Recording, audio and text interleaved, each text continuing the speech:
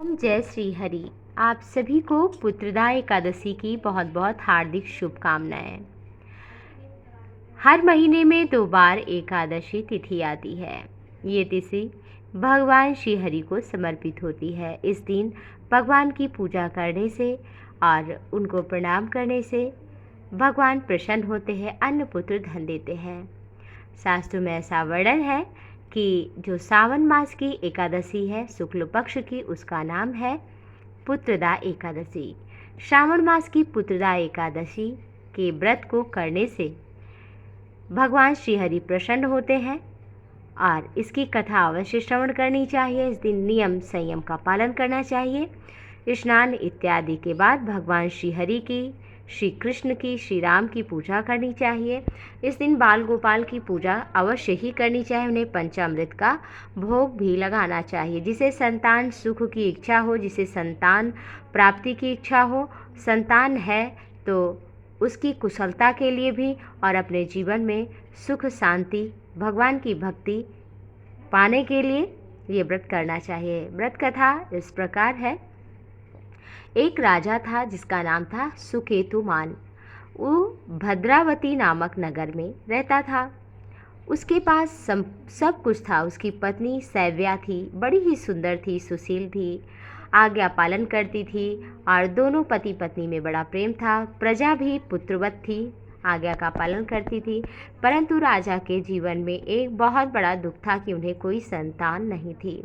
वो दिन रात इसी चिंता में रहते थे। कभी कभी तो सोचते थे कि मैं अपने प्राण को त्याग दूं।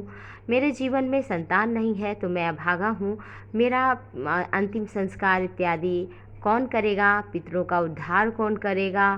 क्या मेरे साथ ही ये वंश समाप्त हो जाएगा? इस चिंता में वो लगे रहते थे।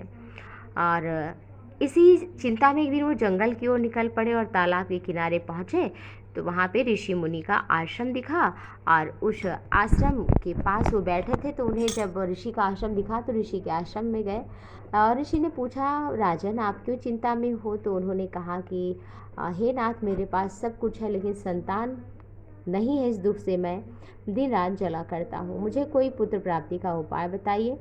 महात्मा ने कहा कि तुम श्रावण मास के शुक्ल पक्ष की एकादशी तिथि का व्रत करो, भगवान श्री हरि बाल गोपाल की पूजा करो, उन्हें माखन मिश्री का भोग लगाओ, उन्हें तुलसी दल अर्पित करो, पीला फूल चढ़ाओ और इससे तुम्हारे ऊपर भगवान प्रसन्न होंगे। रात्रि में जागरण करो, नियम संयम का पालन करो और भगवान के नाम का संकीर्तन करो। द्वादशी में किसी ब्राह्मण को दान करके भोजन इत्यादि का, दक्षिणा का, फिर स्वयं खाओ। इससे भगवान अवश्य ही प्रसन्न होंगे और तुम्हें संतान देंगे।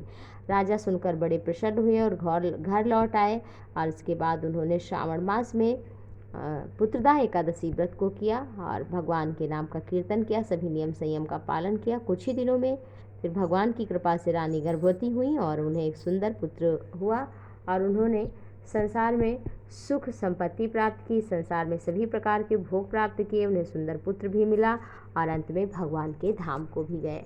इस कथा को सुनने से भगवान श्री हरि अति प्रसन्न होते हैं। आप सभी पर भगवान श्री हरि अपनी कृपा बरसाएं। इसी शुभकामना के साथ में आप सभी को बहुत बहुत शुभकामनाएं। धन्यवाद।